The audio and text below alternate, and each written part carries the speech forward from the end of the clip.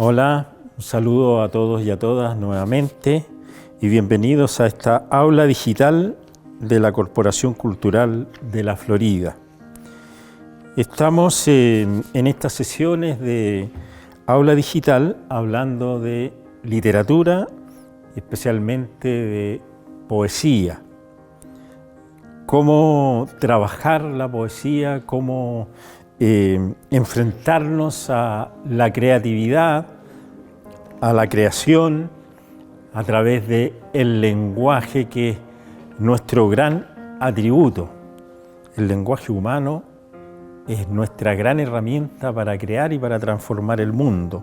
Hay un autor chileno, Rafael Echeverría, que dice que el lenguaje no es solo para comunicar, para decir cosas de manera muy normal, natural, cotidiana, para transmitir información. También el lenguaje es para crear.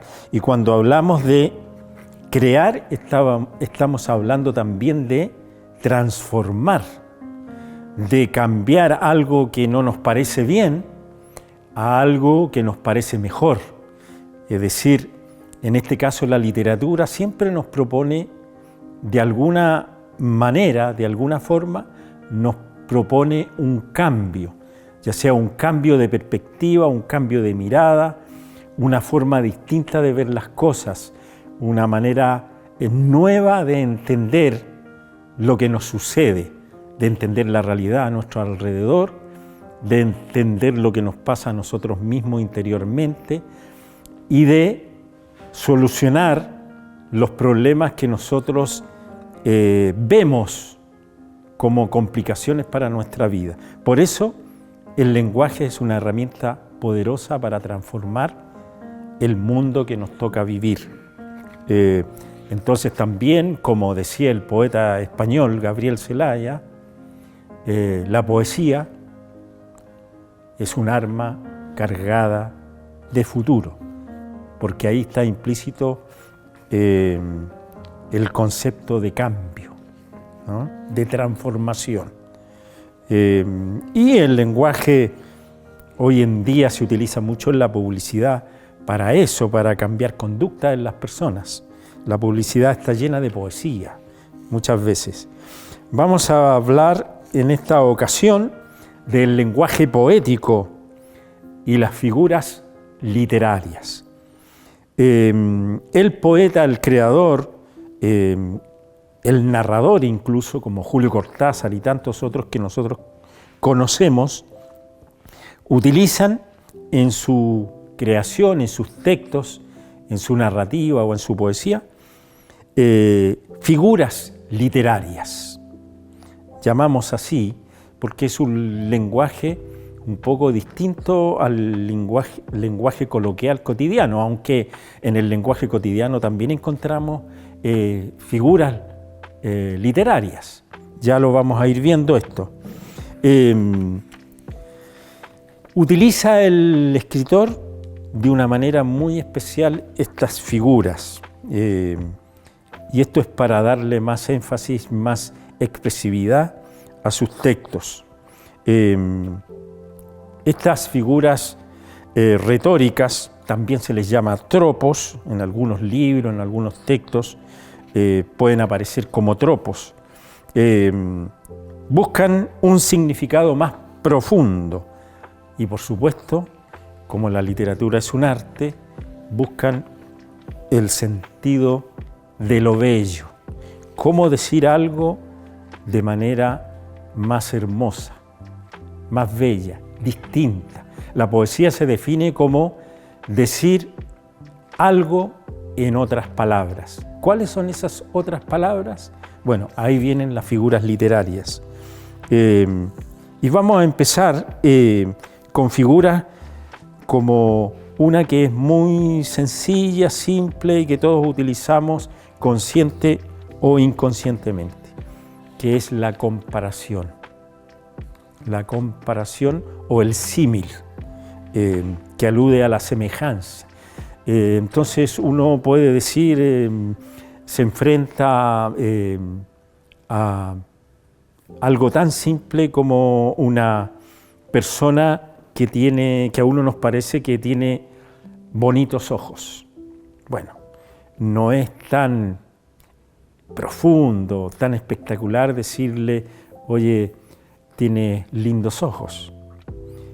Sería mucho más, entre comillas, espectacular o la persona se sentiría mucho mejor si uno le dijera, tus ojos son como el mar. Mira lo que le está diciendo. Tus ojos son como el mar. ¿Qué le está diciendo? Le dice muchas cosas. Le está diciendo que son profundos, le está diciendo que son intensos, le está diciendo que son de un color especial, le está diciendo que son maravillosos y le está diciendo que son casi indescriptibles, ¿no? Tus ojos son como el mar. O también les puede decir, tus ojos son como el cielo. Ahí hay una figura que se llama la comparación o el símil. ¿Cómo se hace esta figura? Utilizando el nexo, que es una palabra, que la voy a anotar acá, en la comparación. Esto es comparación, que es una figura literaria muy recurrente, la comparación. Se utiliza este nexo que es el cómo. Hay otros nexos más, yo estoy hablando uno que es bien común. Entonces, el creador dice, tus ojos son como el mar. Me quedó un poco pegado aquí, pero tus ojos son como el mar.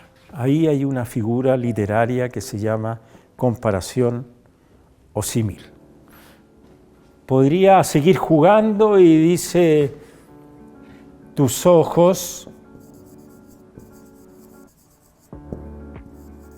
son como el cielo.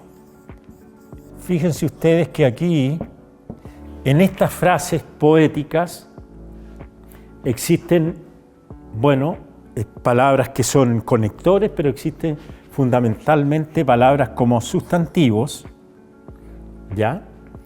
El nexo, este conector, el cómo que nos introduce la comparación o el símil, y otro sustantivo. Es decir, son sustantivos que se unen con otros sustantivos para dar mayor expresión, mayor significado al verso. Esa es una figura literaria bastante común y nosotros la utilizamos en nuestro lenguaje y sin darnos cuenta muchas veces. La mayoría de las veces no nos damos cuenta que la estamos utilizando. Hay otros nexos que se usan en la comparación, porque la comparación trata de hacer una especie de igualdad, ¿no? Hay otros nexos como así como,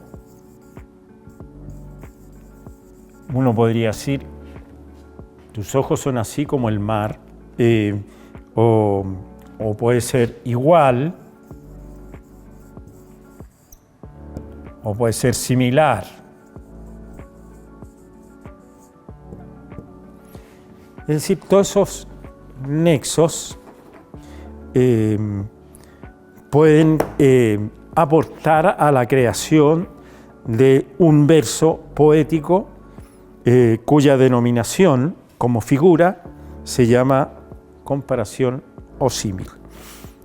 Ahí tenemos uno, ¿no? Después hay otro que se llama la hipérbole, y esto se ha utilizado y normalmente en declaraciones, por ejemplo, de personajes importantes, a veces utilizan las hipérboles.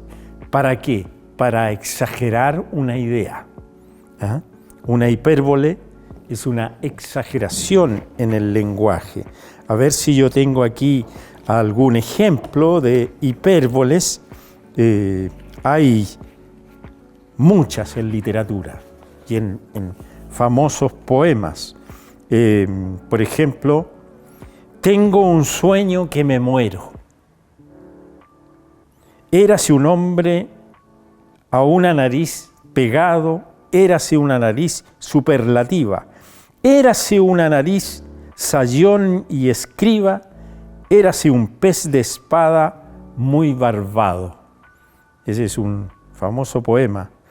En fin, la hipérbole lo que hace es exagerar la expresión de los textos. Hay muchas, uno puede pensar en el lenguaje cotidiano, expresiones exageradas. Hay otra que es muy conocida y que todos mencionamos siempre, que es la metáfora. Uno siempre utiliza a veces lenguajes metafóricos para decir algo. ¿Qué es una metáfora? Es un lenguaje sobre el lenguaje, por eso se llama metáfora. Y lo que hace la metáfora es relacionar, hacer relaciones a través de analogías de algunos conceptos, de palabras, de términos con otros. A veces la metáfora, ¿no? Tiene la forma de una comparación como las que vimos. En toda comparación hay un término real que sirve de punto de partida y término evocado al que se designa generalmente como imagen. La imagen es eso que uno se figura en la mente al leer un texto, al leer un verso, una frase poética. Voy a leer aquí algunos ejemplos. El cristal del agua. Miren qué bonito esto, ¿no? Voy a borrar un poquito acá la comparación.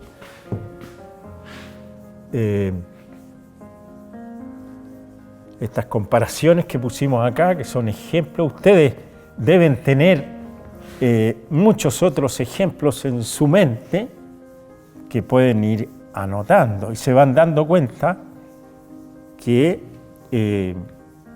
a través del lenguaje nosotros nos convertimos naturalmente en escritores, poetas o poetisas.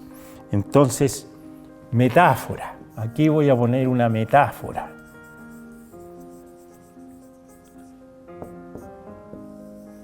Esta metáfora, el cristal del agua. Fíjense ustedes, 4 palabras aquí, en esta oración. Tenemos 2 sustantivos y los demás son simplemente palabras que apoyan esta oración, esta frase poética. El cristal del agua.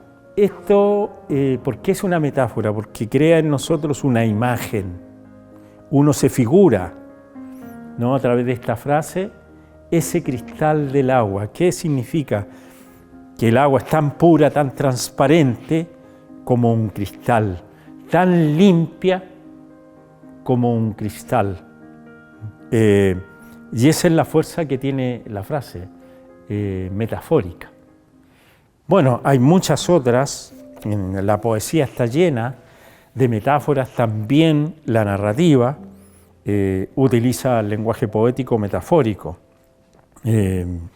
Aquí voy a poner otro que es bastante conocido, este verso que dice que nuestras vidas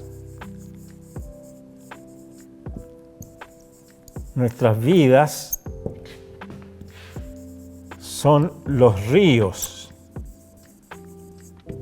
Ya ahí hay una primera imagen. Nuestras vidas son los ríos. Imagínense, vida y río. El río es muy concreto. La vida es un poco más abstracta. ¿no? Entonces, vidas y ríos, se forma ahí una primera imagen, hay una primera metáfora. Y después dice que van a dar a la mar.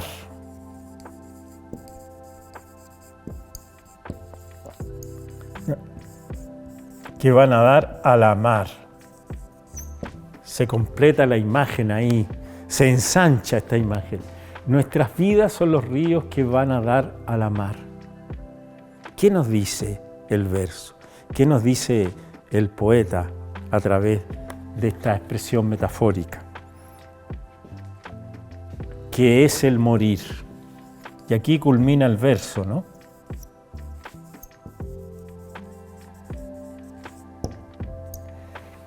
Nuestras vidas son los ríos que van a dar a la mar, que es el morir. Miren lo que dice. O sea, uno puede conversar bastante acerca de lo que nos está diciendo sobre la vida y cómo compara el poeta la vida del ser humano, de las personas, con estos otros elementos de la naturaleza como el mar y como otro concepto que siempre está presente en la poesía, que es la muerte. Entonces, para el poeta, estas vidas que son como ríos van a dar a la mar. Es decir, ¿qué nos dice? ¿Que la muerte es como un mar? Bueno, ahí la capacidad expresiva del verso y sobre todo del poeta. Bueno, tenemos ejemplos ahí de metáforas, ¿no? Hay otras metáforas que uno tiene por siempre en su mente que las repita, que se llaman metáforas fósiles, que en algún momento alguien las inventó, las creó y quedaron para siempre en el lenguaje.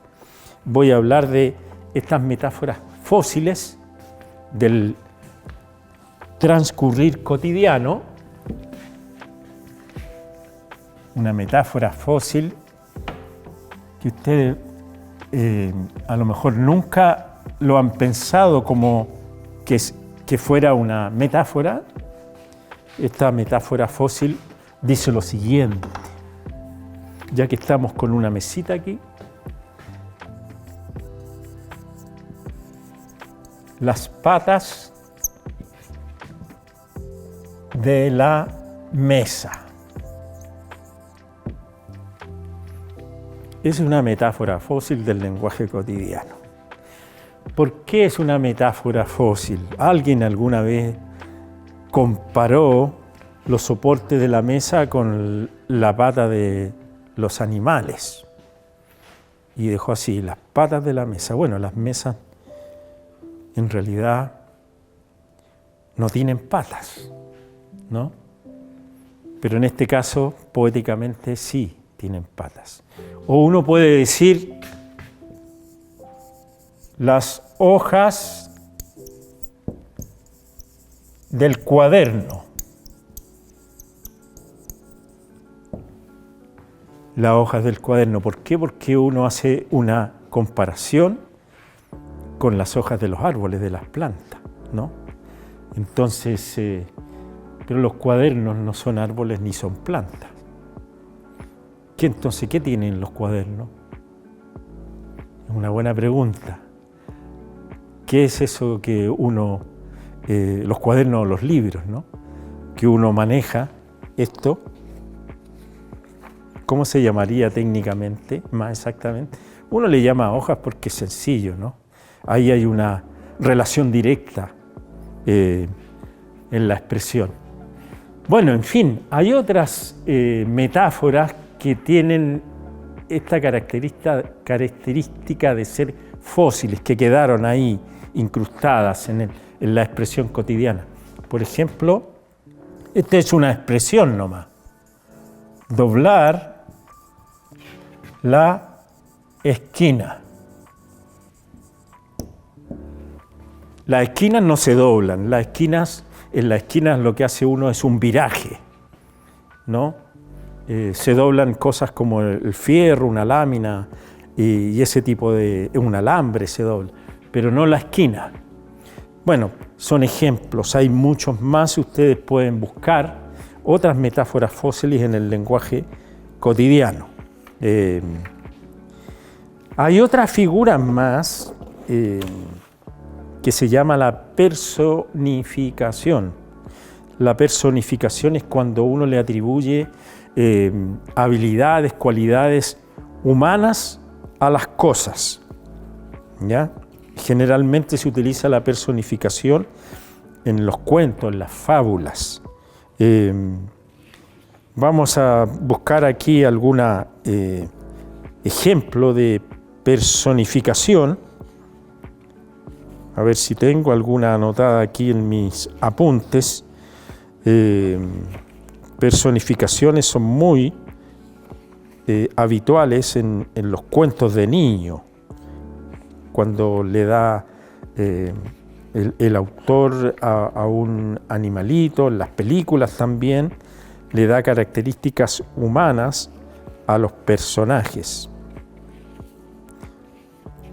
Entonces se refiere a un árbol en una conversación con el árbol como si el árbol fuera una persona, o hablando con un perrito o con un gatito, como si este fuera una persona. ¿Qué otra figura más tenemos acá? Hay muchas figuras. El oxímoron. No sé si ustedes han escuchado alguna vez esta expresión, el oxímoron. Es muy interesante, a mí me gusta mucho el oxímoron. Voy a poner algún ejemplo acá. Ahora, todas estas figuras de las cuales yo les estoy hablando, el escritor, el poeta, la poetisa, las utiliza y muchas veces las utiliza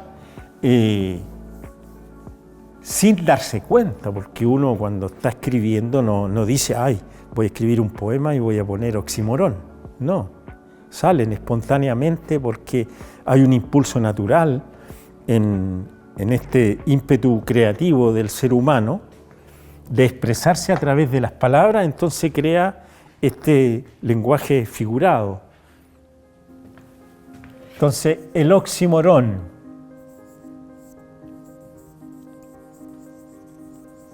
Oxímoron, ahí, más bien. El oxímoron es una figura que plantea una contradicción en lo que dice. Voy a escribir aquí, este es un nombre de una obra. No sé si se nota bien, porque el plumón está un poquito... Entonces, el oxímoron, hay una contradicción en su expresión. La utilidad de lo inútil. Imagínense, ¿qué quiere decir? La utilidad de lo inútil. Se dice que la poesía es bastante inútil. Yo cuando hago talleres de poesía, a veces llegan los participantes y cuentan su experiencia en su casa cuando dicen, no, estoy asistiendo al taller literario del profesor Eledín Parragués, y en la casa la mamá, el papá, el hermano, la tía le preguntan, ¿y para qué sirve eso? ¿Para qué sirve la poesía? ¿Qué se gana con la poesía? Bueno, la poesía, dicen algunos, es bastante inútil. Sin embargo, al final, la poesía tiene una utilidad. Entonces, ¿cuál es la utilidad de lo inútil de la poesía? Nos deja pensando, ¿no es cierto? ¿Cuál es la utilidad de lo inútil del arte? Por amor al arte, dice uno. Bueno, esto lo hago por amor al arte, ¿no? Estoy diciendo que no gano nada en términos así concretos de monedas, de dinero, de billetes. Pero hay otras cosas que seguramente se ganan. Entonces, esta figura es un oxímoron porque nos está hablando de una contradicción aparente, ¿ah? De algo que pareciera que no pega ni junta. Es una figura literaria. Hay muchas en la literatura también. Hay otras figuras literarias como la ironía, que se utiliza bastante. De hecho, leyendo cuentos de Julio Cortázar, muchas veces él utiliza maravillosamente el lenguaje irónico para decir cosas muy profundas a través de sus cuentos, de sus textos. Existe la analogía como figura literaria, la sinestesia, que es bien interesante, la paradoja, la paráfrasis, la sinécdoque, el apóstrofe, etc. Hay muchas otras figuras que son propias del lenguaje literario poético. No podemos explicarlas todas acá, porque de pronto puede resultar un poquito latero, un poquito aburrido. La anáfora, por ejemplo, la última que voy a mencionarles, una figura que se llama anáfora. La anáfora. Bueno,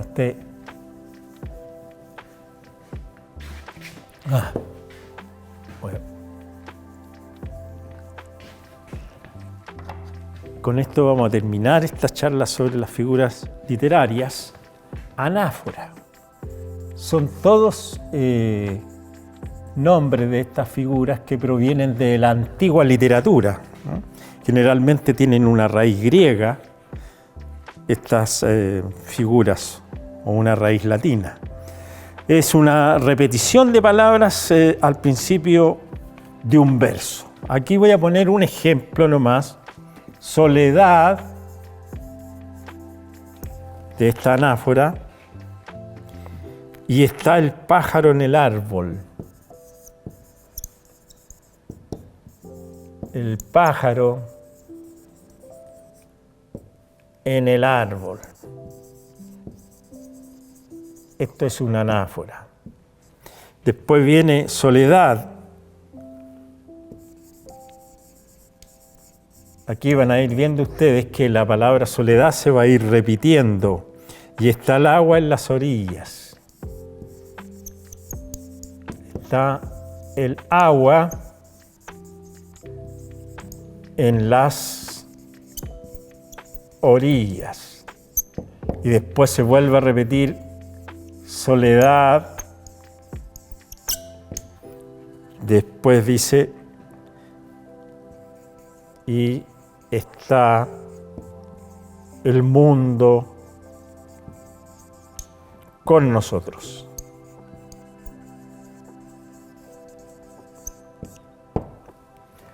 Bueno, se repite soledad.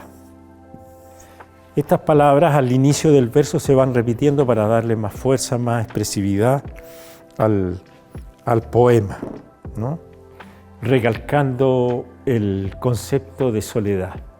Eso se llama, esa figura del lenguaje se llama anáfora. Bueno, como dije, hay muchas otras.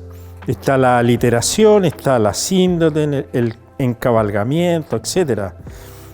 Hay muchas que ustedes las pueden investigar. Hoy en día hay mucha información en Internet. Ponen en Google y buscan figuras retóricas o figuras literarias y van a aparecer todas, ¿no? Así es que en esta sesión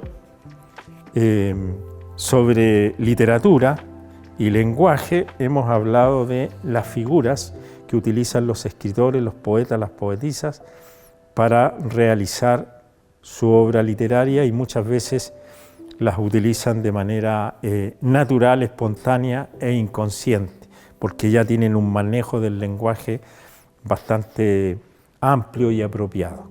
Así que los dejo invitados para la siguiente sesión de esta aula digital sobre literatura. Muchas gracias.